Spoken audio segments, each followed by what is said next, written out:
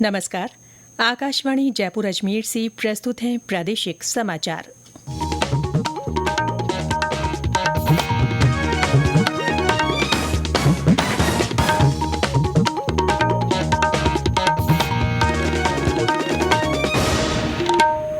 समाचारों के साथ मैं Ritika Gupta. Rising Rajasthan global investment summit 2024 का पहला रोड शो आज मुंबई में हो रहा है। देशी विदेशी उद्योग और कॉरपोरेट जगत को प्रदेश में निवेश के लिए आमंत्रित करने के वास्ते हो रहे इस रोड शो का नेतृत्व मुख्यमंत्री भजन लाल शर्मा कर रहे हैं। इस कार्यक्रम में निवेश संबंधी कई समझौता ज्ञापनों पर हस्ताक्षर और राइजिंग राजस्थान वेबसाइट का शुभारंभ किया जाएगा। मुख्यमंत्री उद्योग जगत के कई दिग्गजों और बड़ी हस्तियों के साथ चर्चा करेंगे। कार्यक्रम में उद्योग मंत्री कर्नल राज्यवर्धन राठौड़ सहित राज्य के शीर्ष अधिकारी मौजूद हैं। इस अवसर पर एक लघु फिल्म भी दिखाई जाएगी जो राज्य के अंदर विभिन्न क्षेत्रों में मौजूद अवसर और तेजी से हो रहे निवेश जैसे कई विषयों पर आधारित होगी।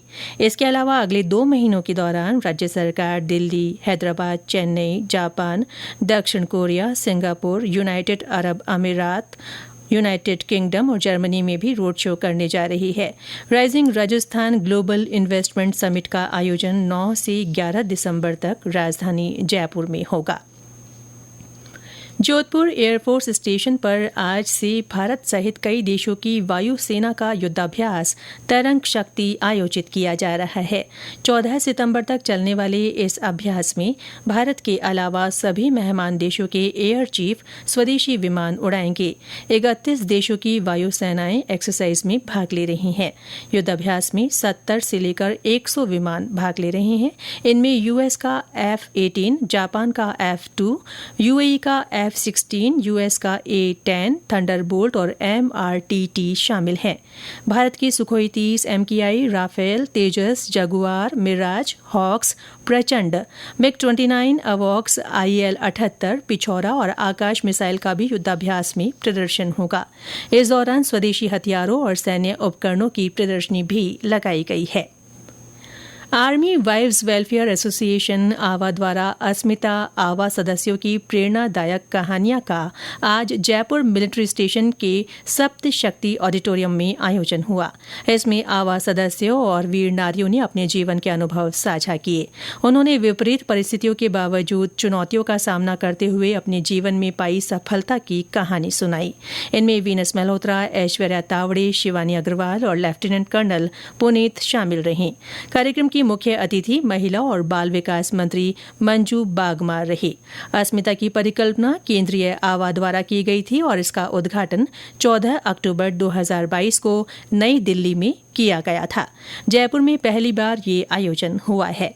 ये आवा सदस्यों और वीर नारियों को अपनी चुनौतियों और उपलब्धियों को बताने के लिए एक मंच प्रदान करता है।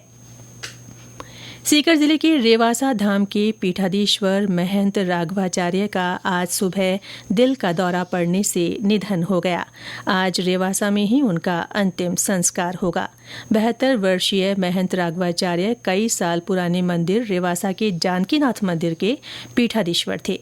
ये मंदिर 1570 में बना था। उनके निधन पर राज्यपाल हरिभाऊ किसनराव बागड़े और मुख्यमंत्री भजन लाल शर्मा ने श्रद्धांजलि दी है। राज्य सरकार ने एक आदेश जारी कर अजमेर में बने थाने हरिभाऊ उपाध्याय नगर के लिए नफरी और संसाधनों की मंजूरी दे दी है। थाने में पुलिस निरीक्षक सहित कई पदों और संसाधनों की स्वीकृति दी गई है। सरकार ने बजट घोषणा में यहां की चौकी को क्रमोन्नत कर थाना बनाने की घोषणा की थी।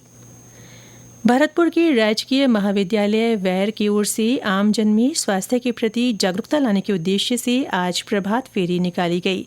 इसके साथ ही श्रमदान कर साफ सफाई करने का संदेश दिया गया।